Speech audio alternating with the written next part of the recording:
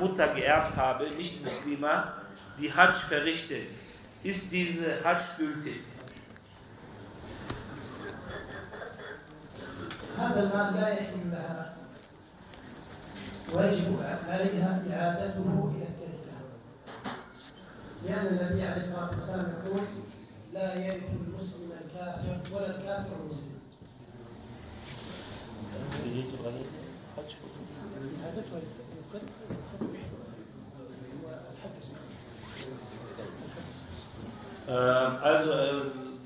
Diese Person muss die Erbe, was sie bekommen hat, zurückgeben, denn der Gesandte sallallahu alaihi wasallam sagt, ein Muslim erbt nicht einen Nicht-Muslim und genauso ein Nicht-Muslim erbt nicht einen Muslim. Ihr Hajj ist zwar richtig, also ist angenommen inshallah, aber das Geld, was sie hat, soll sie zurückgeben.